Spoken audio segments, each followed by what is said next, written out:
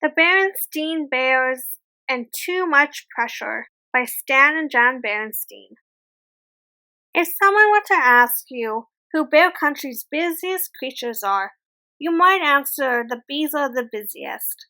They gather nectar and pollen, make honey, guard the hive, and do all the other things that have earned them the title busy bees.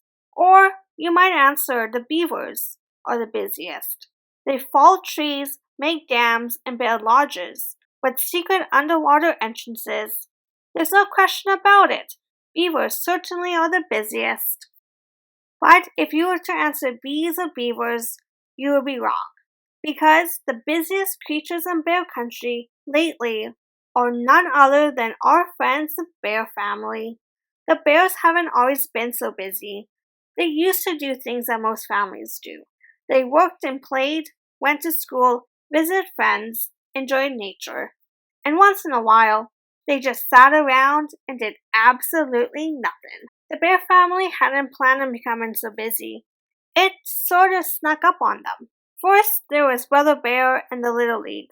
Then Sister Bear got bitten by the ballet bug and started ballet class.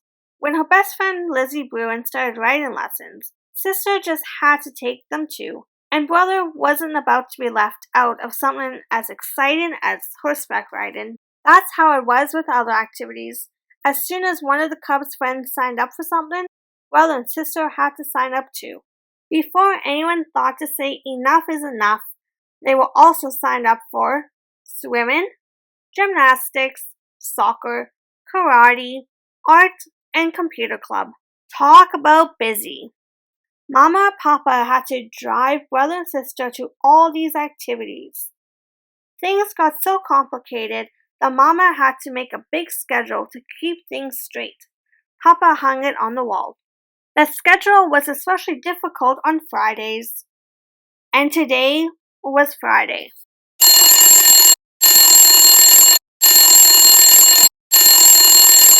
Will somebody answer the phone?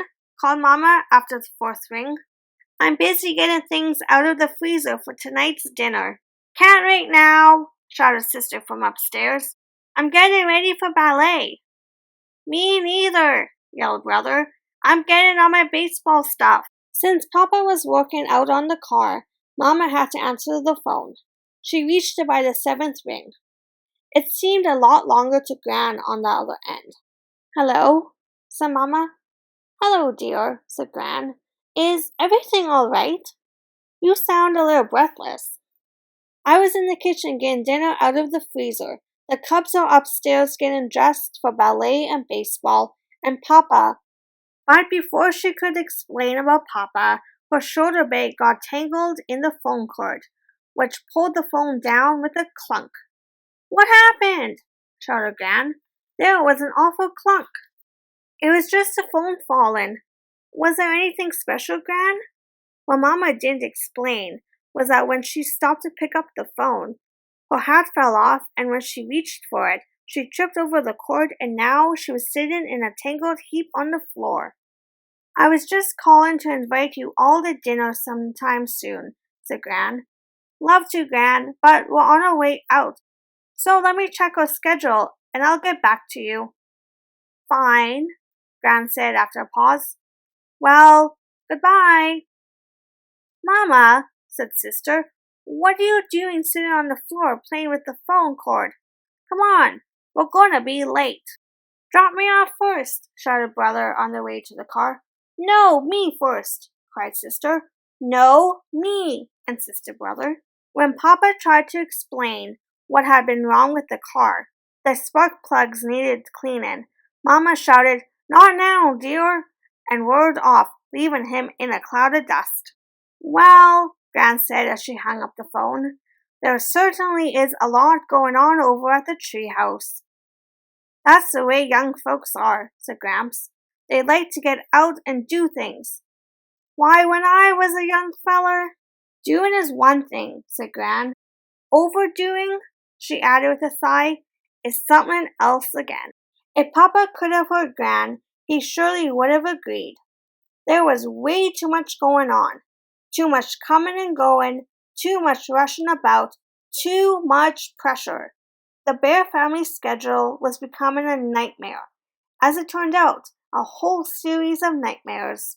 The Cubs had planned to watch some TV that evening, but they were so stiff and tired, sister from ballet, brother from baseball, that they went to bed early, fell asleep, and dreamt. Sister dreamt that she was on a strange sort of merry-go-round, a merry-go-round of activities, which went around and around and around. She wanted to get off, but no matter how hard she tried, she couldn't. Brother had a dream too. He dreamt that he was caught up in an enormous whirlwind of baseballs, soccer balls, and computers. Papa dreamt that he was trapped on a magic carpet that was zooming into a deep black hole. Only it wasn't a magic carpet. It was that awful schedule from the wall. Mama didn't have a nightmare. The reason was that she didn't fall asleep all night. She lay awake staring into the darkness, wondering how she was going to get through the next day. After a quick breakfast, Mama packed a lunch for Papa, who headed for some work in the forest. Then she shooed the Cubs into the car. "Hurry," she said. "We have a difficult day ahead of us. There's art class, soccer, karate, and swimming. And we've got to squeeze in lunch and shopping." They climbed into the car and she turned the key. But the engine wouldn't start. She tried again, but still it wouldn't start. "Please, Mama," shouted Brother. "Our karate instructor is very strict about us being late." "And the soccer coach is worse," yelled Sister. Mama tried again and again.